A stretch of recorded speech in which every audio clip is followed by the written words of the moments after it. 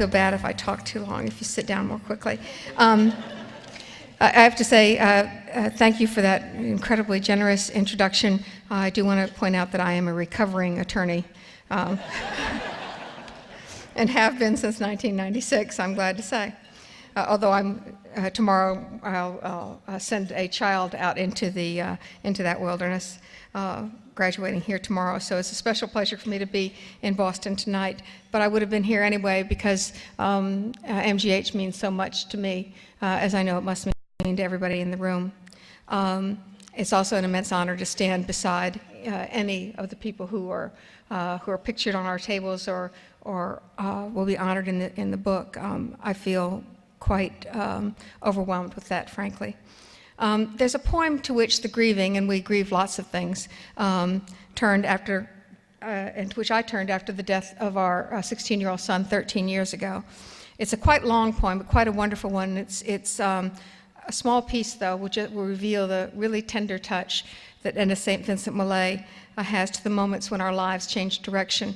In the poem, which is interim from her first volume of poetry, which made her name, which is Renaissance, she entered the room into which she once sat with the man she loved. I have to say, talking literature, which I went to English graduate school for a while, I've been to James Joyce's bar. It has a very low ceiling. The poem, part of the poem anyway. You are not here. I know that you are gone and will never enter here again. And yet it seems to me if I should speak, your silent step must wake across the hall. If I should turn my head, that your sweet eyes would kiss me from the door. So short a time to teach my life its transposition to this difficult and unaccustomed key. I love those lines. So short a time to teach our lives this transposition to this difficult and unaccustomed key. A short time, like the seconds after you hear the words, you have cancer. You need, in those moments, to learn to lean into people, and you need to learn to ask for help. And for independent people, that's very difficult to do. Once you were the provider for your family, and now you're the person in your family who most needs help. Now, the good news in this difficult moment is that there will be so many people there to help you. You know, some of the names you're going to know. You expect to know them. These are the wide ribbons of people I talked about in the postscript to Saving Graces.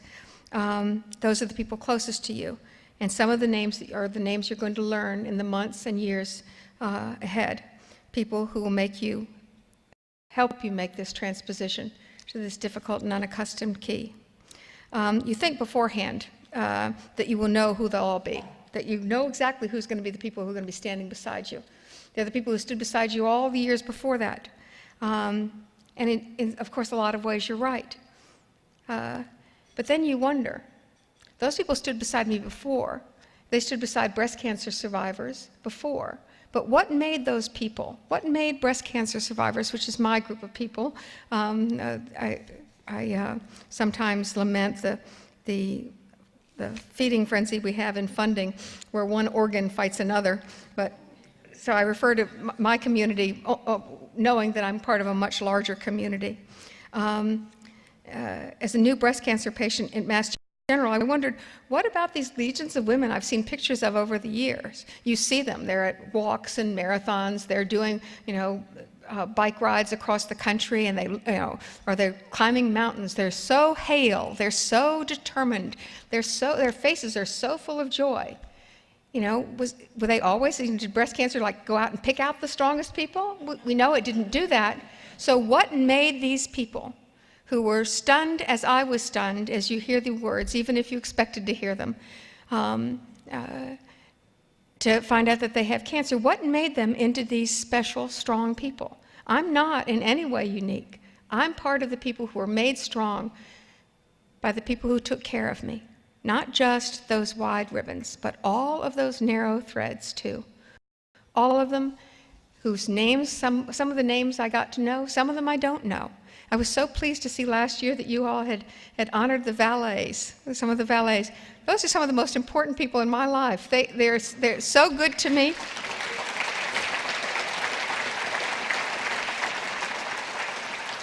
And before I go, before I would do something that I've always learned to do in political events, but it's in my heart too because I put myself through school as a waitress. I want to thank the staff who served us so wonderfully tonight.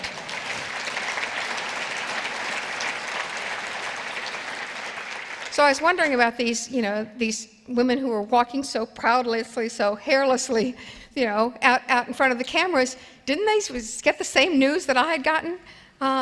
Cancer is, we know, one of the things that's scary about it, it's an equal opportunity disease. It doesn't cherry pick the strongest or the weakest among us. It doesn't care how much fight we have in us or how many people we have left to fight for in our lives. Just these vicissitudes are enough to frighten us. It will arbitrarily take some of us, the fighters and the ones who didn't have the will to fight. It doesn't care. It's going to take some of all of us. I don't sugarcoat this. All of us are frightened a little bit, and some of us are frightened to death. But most of us, well, those beautiful bald women in pink t-shirts linked arm in arm with their friends at a cancer walk, those are the harried mother rushing in to chemotherapy and reaching the infusion therapist and the familiar comfort of the room that they've gotten to know, donated by some good-hearted soul whose name appears near the door and who they'll never meet. That harried mother finds in that moment with those people around her a degree of peace that allows her not just to receive the medicine that she needs, but to receive the strength that she's going to need in the years to come. What accounts for the sheer majesty of the transposition to this difficult and unaccustomed key? And I say that, with real understandings that there's a, as we testing whether my mascara was waterproof earlier this evening, as we hear very hard stories, but still, people making this transposition are beautiful, strong, and there's a majesty about them that just can't be denied. And I think that we get it by a transference from all the people who've decided that the way they want to spend their lives is making our lives a little better, a little longer, a little easier. What turned the patients who've been given life sentences, as certainly I have, into cheerful, life-affirming marathoners? How did the family whose loved ones succumbed to the disease stand up before golfers or bikers with a resplendent smile on their face and encourage these strangers in front of them to cover miles, knowing that each dollar that they raised meant that another dollar didn't have to be raised, and that somebody somewhere was going to raise that very last dollar for that very last test tube that was going to provide us with the answers. These are special, special angels. The disease didn't just happen to find these angels, I think. I think that the angels are among us. When my son died in 1996, he was 16 years old. He had a 14-year-old sister, the one who's graduating now from law school, and she wrote something about him, which I didn't write in here, but she talked about how when she was in first grade or kindergarten, when she'd just gone to school, and he was a big second grader or a third grader, and he would come to her door every day after school and wait for her to get out of class. And then he would walk with her on a path down by the creek home with her, holding her hand the whole way. And she said, I've thought about, after he died, she wrote and said, I thought about that so often and how much it meant to me. And I can just see you walking, your hand in my hand and that backpack on your back. And I was thinking somehow that backpack must be hiding wings somewhere. And that's how I feel about the people in this room. I mean, there's the song Angels Among Us, and I have felt, not just here, but in the care that I got at MGH and the care that I get in my home state of North Carolina, that I'm constantly surrounded by angels. Angels who held my hands, angels who whispered encouragement to me in the ears of those who cared about me. Any non-denominational angel, I have to say, knew when we needed to talk about cancer and knew when we didn't need to talk about cancer, when we needed to talk about something different like that. I was just talking to Aaron Ward about the incredible Bruins Hurricane series. That last game, either team could have won. I love to talk about that and not about cancer. And my angels know that. And so that's what we talk about instead. May not talk about it so much if the Bruins had won that last game, but now we know the names of the angels. And one of the wonderful things about tonight is that you celebrate the names of the angels that we might not have known. Some of them are people whose names are going to be written in history, but so many of them equally important are only known because MGH thought it was important to shine the spotlight on them. The person whose names that we did know, some of their names, was written on their jacket in the cafeteria, or it was on that ID hanging around their neck. But sometimes we don't use it enough.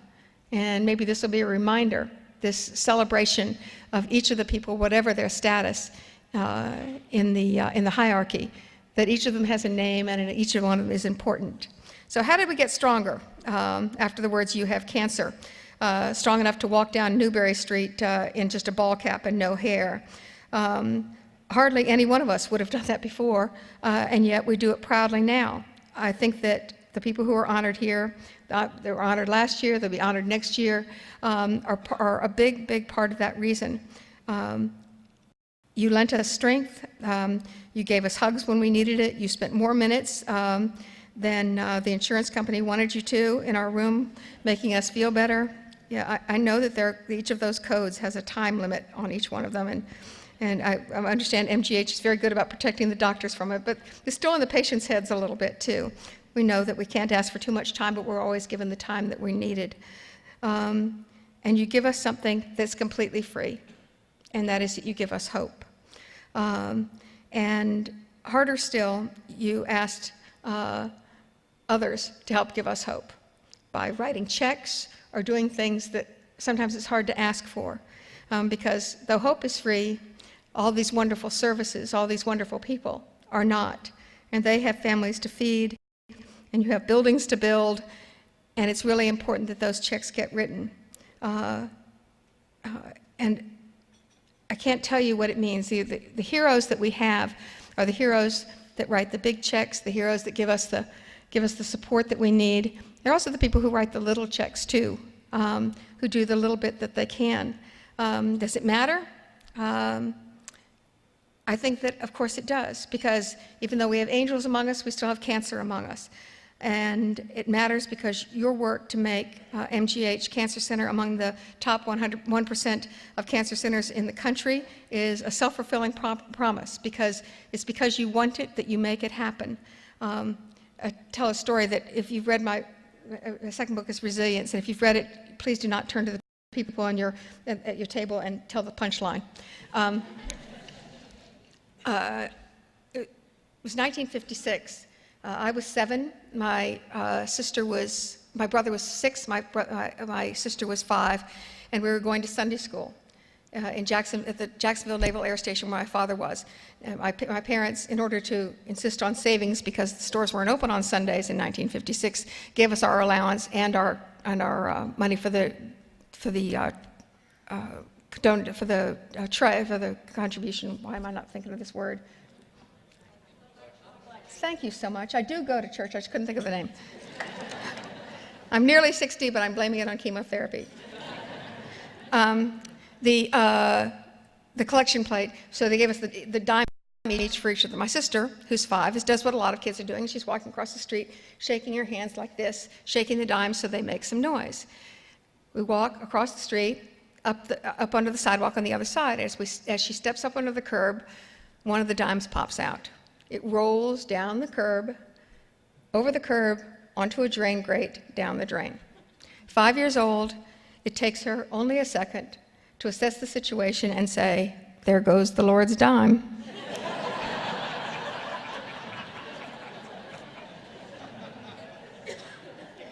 That's what you do. You think it isn't. It's exactly what you do. You take this situation, which isn't so great, and you give us the very most hopeful possibility for what it could mean. I will tell you that that story is about the most flexible story you will ever hear. You can use it in almost any circumstance, and you're welcome to. It matters what you do. And I'd say one of the self-fulfilling promise I was talking about, I was one of the people who opened the Stand Up to Cancer telethon with Lance Armstrong. Somebody tell me when I go too long because I keep going aside. We did it at the Chicago White Sox Stadium, which is very nice of them to do, but we did it at the beginning of the game. Well, people are still filing in. They're getting sodas, they're talking to their neighbors, they're not going to their seats because the game hasn't really started yet. And Laura Ziskin, who's the brainchild behind Stand Up to Cancer and the idea of these national dream teams, of which MGH is a very big part, takes the microphone and says, it'd be really nice if you all would sit down and we could, start introducing this. Lance Armstrong had none of that. He took the microphone and said, okay, we could have done this any place. We decided to do it here. How would you have liked it if we'd done it in Boston? Everybody sat down, they started being loud. Do you think you had no part in Stand Up to Cancer? You actually did. From a personal perspective, I want to assure you that you matter. As a breast patient, cancer patient, I know how important it is to receive the care that treats the person and not just the cancer. Many of the 100 here tonight provide patients with extraordinary personal care. And the 100 from last year and the 100 from next year, those 7,000 new patients every year get treated by an untold number of people who treat us with the human dignity that we really in this moment need. You share the best of yourselves with your patients, as well as sharing not just the best of yourselves, but the best of your skills. I'd like to share one story from the 100 with you. As a stage 4 breast cancer patient at MGH nominated her infusion nurse, love infusion nurses, by writing, "Kathy is as warm and positive as my loved ones, as she is with my loved ones as she is with me. And she combines vigilant care with a sense of fun. One day, this patient left behind her stuffed animal, Lester the unchicken chicken, that she had brought to every infusion session. Kathy, who was leaving for vacation, spotted Lester in the room after the patient had left, and fearing that it might be lost, took it along with her, and then took it along with her on her vacation. She returned from her vacation with Lester and with a photo album showing Lester by the pool, wearing sunglasses, riding in a Jeep.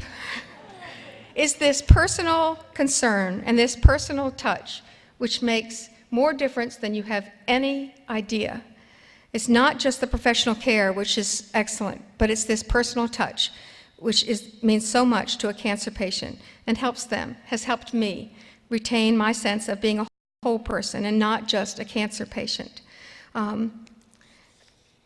I had my own difficult, of course, and unaccustomed transposition right here in Boston at MGH in the gentle hands of Barbara Smith, one of your honorees last year. And I was again under her competent hands for my surgery.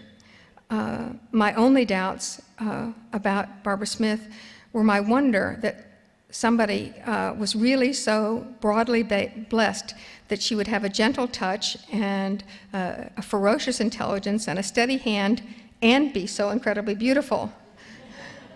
But her outer beauty is matched by her outer beauty is matched by her inner beauty and by the strength that she imparts to each one of her patients. I felt it, my family felt it in every moment we were in her presence. I came to the Cancer Center here from Faneuil Hall the day after the election in 2004, after John Kerry regrettably conceded that race. Beginning right away, that memorable day with Dr. Smith, right away after Boston, in the first days after we told the public, my husband and I told the public that, in fact, I had breast cancer. I figured I was going bald. It really wasn't going to be that much of a secret. We started getting letters and notes. The first day, there were more than 1,000 emails the first day. By the end of the week, there were 20,000 emails. I tried reading the emails at first that people would send, and I would answer some as I could, and I had this idea I was going to answer all of them. Do you realize how long it takes to read and answer an email? It was like 20 minutes apiece. Multiply that by 65,000, and I'm just hoping to live that long. But they were coming too fast for me to really have any hope of responding quickly. Among the first I read, though, and to which I responded, anybody would have, had the subject line, "You might have saved my life." A woman who found out about my breast cancer decided that she'd been too long since she had been checked. She went and was checked, in fact, did have breast cancer and was getting chemotherapy at the same time that I did. That single email made all the rest of everything I went through really worth it, because I really might have saved her life. Most of the letters and emails that I got 65,000 emails, 30,000 pieces of snail mail. Most came from survivors or families of those who had lost their fights. The notes kept coming in, and each of these people, it's like the donor's name on the outside of the door. These people were real to me. I got a card that had a teddy bear on the outside with balloons and glitter, and a whole family had signed it, and the youngest child was obviously Claire, because you could tell by the handwriting that she was probably 5 or 6. And I thought, this is a family who's, mother who's walking around in Target with her family, and she says, "Let's get a card for Elizabeth Edwards. Claire, you can pick it out." And then they all signed, the name on the outside of the door. This is somebody who didn't know me. But like Claire doesn't know me, but just thought, I really want to do something for the people who are having to go through this. I want to show them I care about them. And these things and they've done these things. I was overwhelmed then and still am by the immensity of the net with which I have been provided. All of them wrote to me. I think honestly they were also writing to each other and all of us. And their desire to share was really overwhelming. There was something too about the contact that I suspected and I hope put their own lives and their own struggles into some perspective on a greater stage and help them understand their own personal dignity and importance in the connected scope of their lives. We are an immense family. Patients, providers, staff, philanthropists, researchers, we all need each other. And it is a great, great gift that we know that we do. And tonight is really a celebration of our need and appreciation for one another. Those who wrote and those who put in IV lines and those who cut out tumors and those who parked my car or brought me a peanut butter sandwich. Somehow I was always last on the list and peanut butter was the only thing that was ever left. You all taught me a great, great deal. You taught me that you become a survivor on the first day that you're diagnosed. You taught me that humor is a great weapon, like Barbara Ann, who wrote me in the midst of her 3rd bout with cancer, sent me her prayers and also her sore regrets that her hair loss made her look so much like Dick Cheney.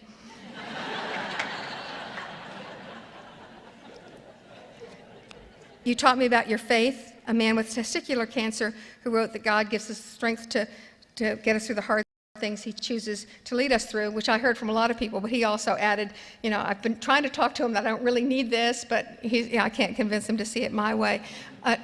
Another woman wrote about her father. She said her father, who was getting treatment for cancer, said he'd been to around the world, to all the great religious sites, but he'd never been to any place as spiritual as a chemotherapy waiting room.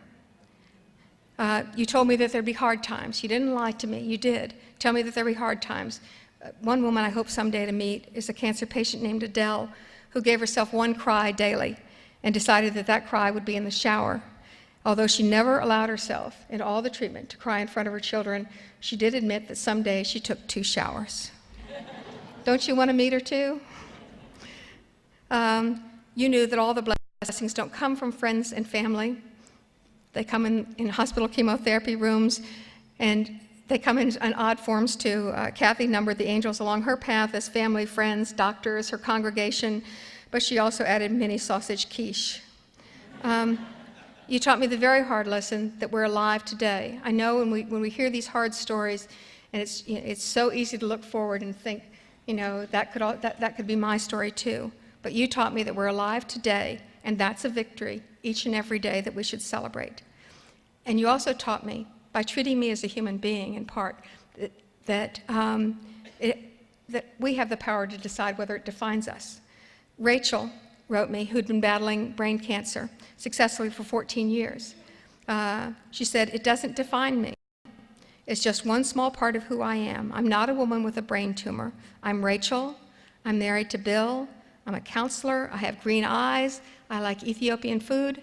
And I have a brain tumor. I'm Elizabeth. I'm married to John. Yes, still.